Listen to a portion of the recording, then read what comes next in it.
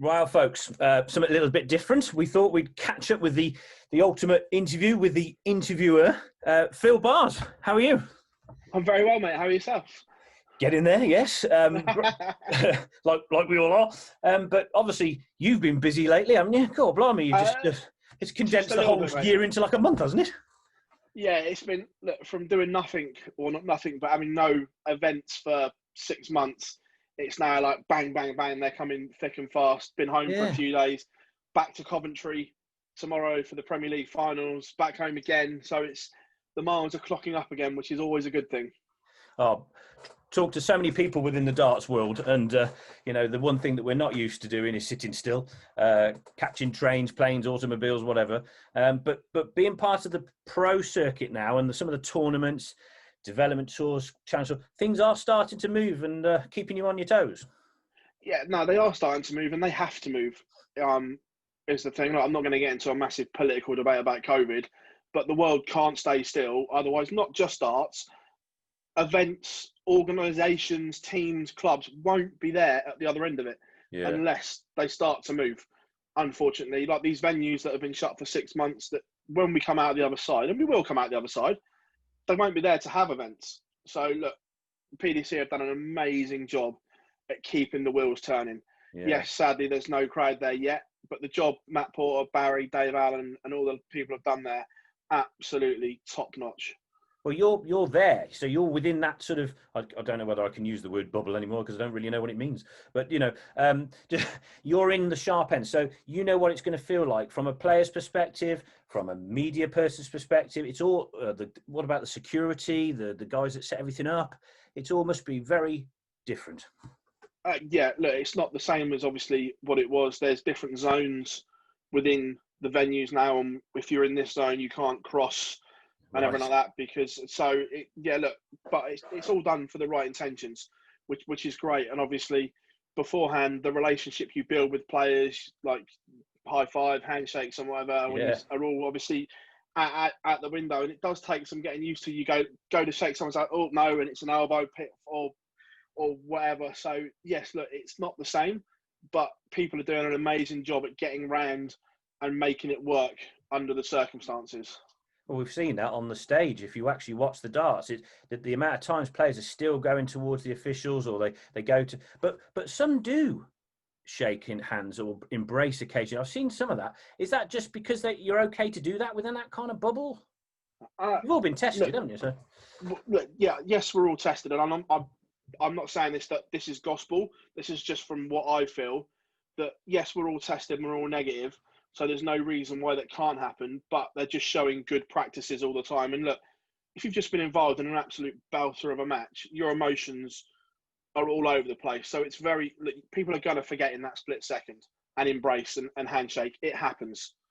So look, and I saw on social media, someone was moaning the other day, the players shouldn't be doing that. It's like, hang on a minute, mate. They've just been involved in a 7-set thriller. Emotions all over the place. They've both played well. People forget in the blink of an eye. It's no different to person A in the street that's been as good as gold, always wears their mask, and all of a sudden they've left it in the car for a split second. People forget. We're all human. We're not robots. So don't chastise players for absolutely the most trivial things. Yeah. And I tried when I'm watching it, I don't know whether, because there's no crowd, and there's no, there's obviously less people around, movement, etc. Any distraction, noise, I don't know, doors opening, whatever. The tension almost seems, for the two players involved, it seems to be heightened. I don't know whether I'm reading that wrong, but because there's nowhere else to go, is there? You're totally focused, or are they like that anyway? Whether there's 10,000 people behind them. They're like that anyway, and I really like what the PDC have done. The crowd noise that you can hear at home on the TV. Yes. The players can hear that in the venue. So right. It's not a quiet venue. PDC and Sky between them have done an amazing job at this, that they've tried to make it as realistic in the venue as it would be normally. So that crowd noise that you can hear on TV, the players can hear it exactly the same. So it's almost a false crowd, but I think it seems to work. Yeah, because we may have assumed it was like a Pro Tour event or something, a little quiet. Yeah, no, they can all hear that noise, and when they miss the oohs and the ahs, and when the 180s go in, the cheers, they can hear all that. Brilliant, brilliant. Well, talking of players, you did a bit of playing yourself in the days, haven't you? Back in the day, yeah, look, I'm not sure many people know, but I used to play county youth. I was never amazing, but I could throw.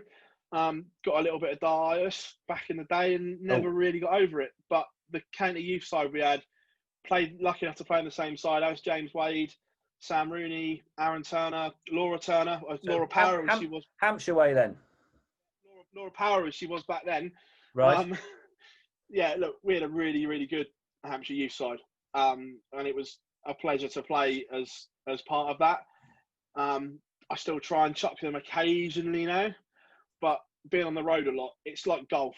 If you don't play a lot, and when you do pick them up, you spray them all over the place. And it's the same with darts. So yeah, look, I do have a chuck every now and then, but yeah, I used to play loads back in the day, and that's being what I do and what I do. I've always been a fan, so it's almost like the base knowledge was already there because you followed it for so long. Yeah. So But how yeah, did look, you get into the sort of media stuff then? a little bit of luck, right place at the right time, and I've just run with it ever since. So going back, I was a delivery driver for 10 years probably. And then one of my close friends set up a gambling affiliate company. Mm. And obviously back then, back in 2013, 14, this was, social media was still in its infancy, but you could see that it was going to have a big influence even back then. Yeah. And his exact words to me, "You're a pest on social media. Do you fancy coming and giving this a go?" And when he says pest, he meant it in a nice way, because I was always on Facebook, always on Twitter. And he said, "Look, this is the deal. It might not work. It might do." So I went home, obviously stable job, safe job. It's, do you leave this for a dream or something that might work, or do you stay with what you think will work? And it was like, mulled over it for a few days. And then my ultimate thought process was, if this goes wrong, I can always go back to being a delivery driver, because it's something I know and off the top of my head, like the back of my hand. Go and give it a go. I'd rather give it a go and go, it didn't work. Then in 10 years, look at someone that was doing my job and saying, that could have been me. So moved into that side of it. And then within a couple of 3-4 years, the company was doing very well, and he sold it to a big media company. And then we obviously became part of that company, and they also at the time, obviously still do, owned Live Darts. Yeah. Which is where I made my name, so to speak. This is where it all started in the darts media. So they already had a big platform, and Jay obviously doing the editorial stuff, brilliant at what he does. But we wanted to go to the next step with the digital side of it, and that's where we got together. We had some good ideas, and we just ran with it. Look, at the start, it was just like, right, let's just work hard, and that's always been my philosophy, that I might not be the best, however, no one's ever going to outwork me doing it. And 3 years later, I am where I am now.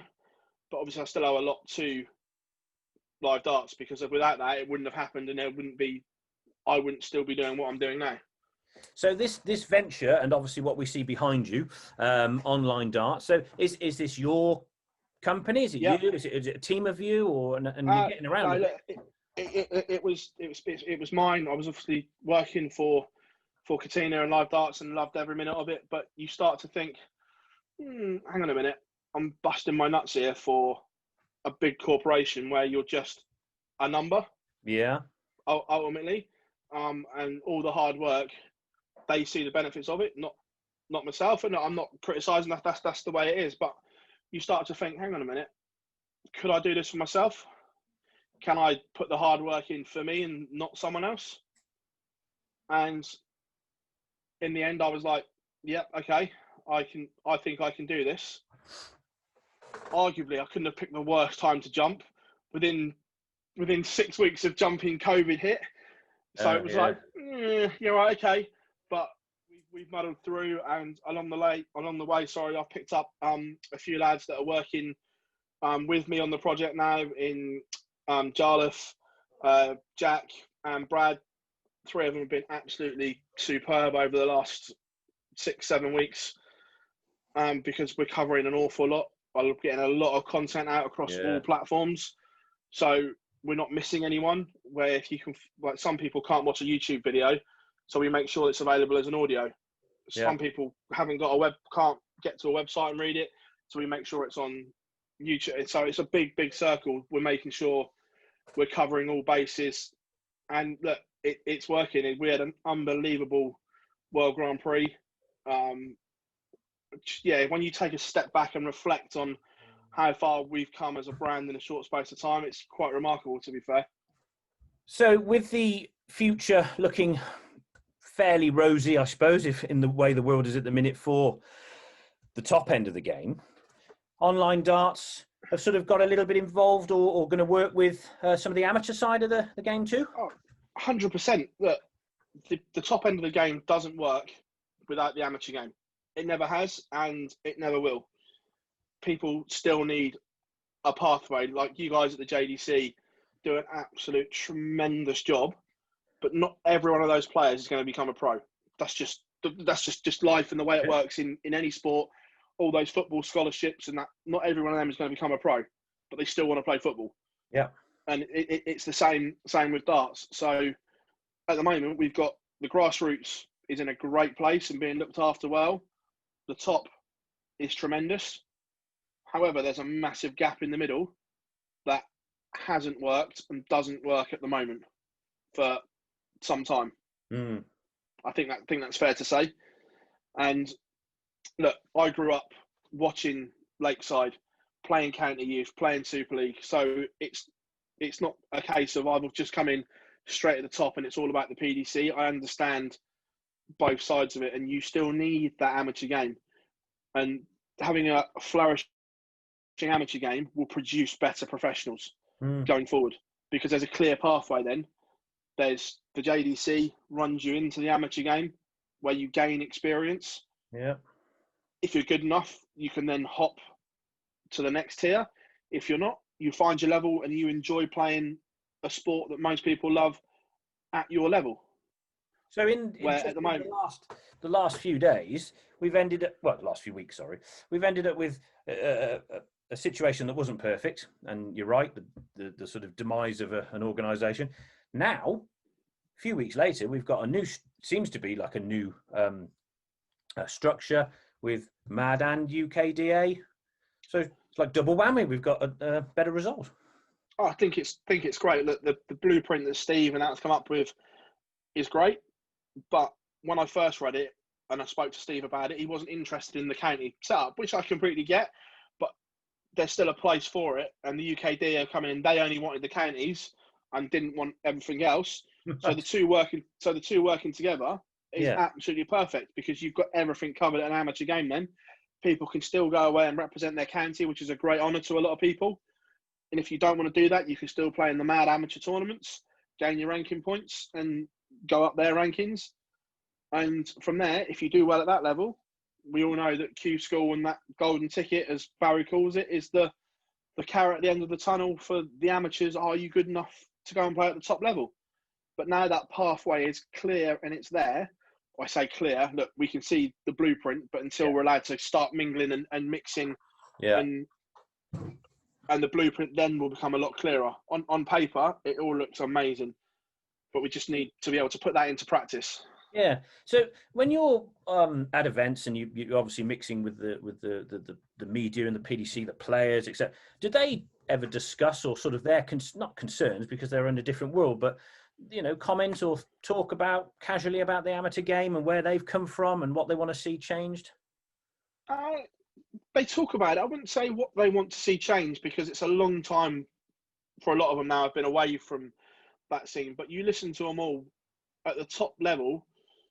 The older generation, maybe not the newer ones, but certainly the older generation, have all come through the setup. They played Super League, they played county, they played at Lakeside in the video, they jumped to the PDC. Yeah. So they've all come through that. You listen to people like Steve Beaton, playing county was some of the greatest moments of his life, going away with his mates for weekends and playing to a good standard. You listen to Chris Mason, the same. Playing county was fabulous.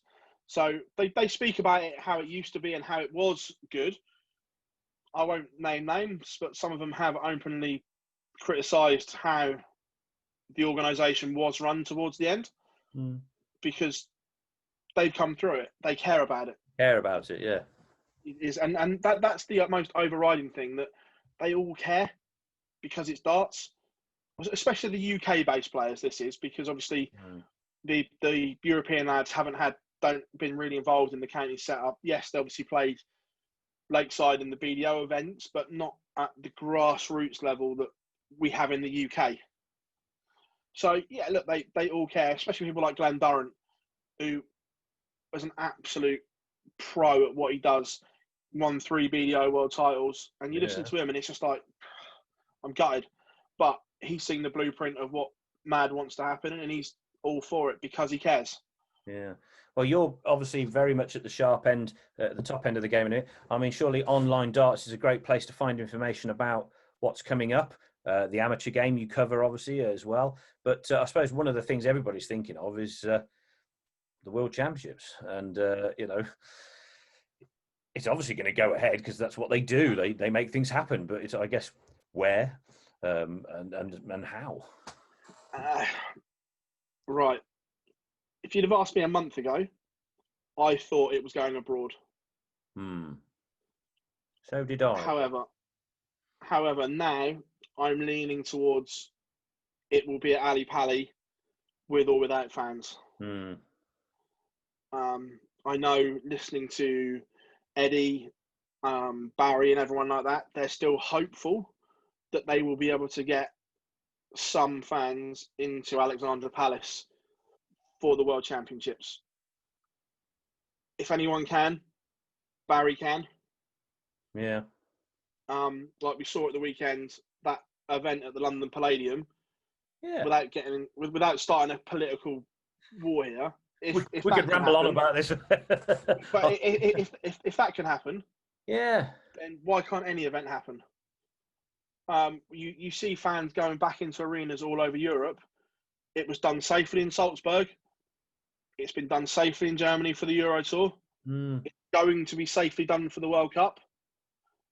So other countries are showing it can be done. Yeah.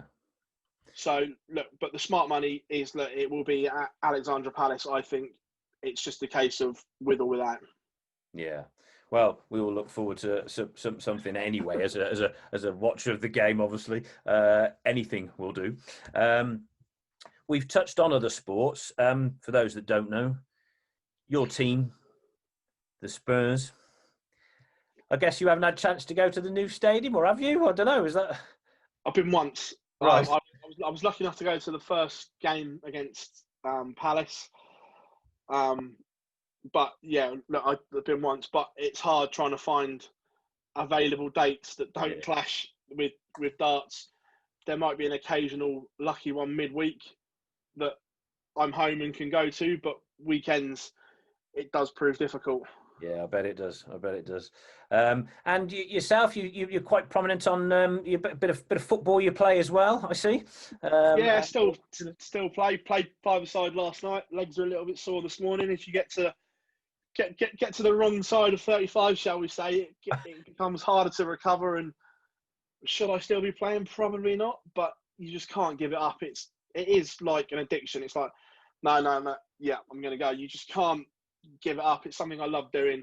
Yes, I pick up injuries and you think, oh yeah, I'll do it. I'm fit again. Yeah, I just go and give it another go and stuff like that. So look, I still love playing. It is hugely important though, Phil. I think for those that are in the media or in sport or what, to have something else to sort of focus on. Even if it's just a night a week to get away, isn't it? You know, so just 100%. Look, there's a lot made of mental health in the UK, and people need releases. You can't live in a bubble where it's just all about one thing. You need time to relax, enjoy, go out with your mates, even if it's just going out for some food or a drink or whatever. You need releases, and you need to do stuff. Which is why I look at some of the stuff going on in the UK at the moment. It's just like, okay, it might be fixing one problem, but it's causing others. Yeah. as well. So look, it's a right balancing act. But I love my time where I go out and play football with the lads, or just we go for a Chinese, and we just escape, because it clears your head, it clears your mind, keeps you in a good place. So look, with the onset of the MAD system coming back, you can get your arrows out again then. I might go and have a chuck every now and then if I'm about, and go and have a I'm gonna go and have a chuck. Look, I love the sport is the thing. So if I'm not at an event and there's one locally or within reasonable travelling distance, yeah. of course I'd go and have a throw. It's just something that you can't give up. I think I first picked up a dart around the age of 11 or 12 and fell in love with it ever since then. So it's just one of those that you just love doing and stuff like that. It is incredibly important. I mean, there's stuff going on in schools now, fortunately, with darts. And if this gap now is going to be bridged, there is a complete pathway for youngsters to enjoy it. Be a referee, be a marker, get in the media, play. The sport offers quite a lot. 100%. It's not just going and throwing them on stage. The mechanics that goes in, so what you see on TV, the mechanics behind that is unreal. From the rigging team, the lighting team, the sound team, the design team, it's just remarkable that how it all comes together. But we all play a part in it, which is nice to see, because I'm there. I try and tell the stories of what's going on, and that you see the lighting guys, the stage wouldn't look the same without them. And at the top end, the way the sport is, we wouldn't have these gigantic tussles on stage if it wasn't for great athletes up there. Yeah. Well, I'm not looking for anything to be given away here, but I want to ask you it's one question with two bits. What's the best interview you've ever had that you thought, do you know what? That was amazing. Whether it was through passion, emotion, or actually just the fact that you were in awe of the person you were talking to at the time. And who was the worst? Or can we not say?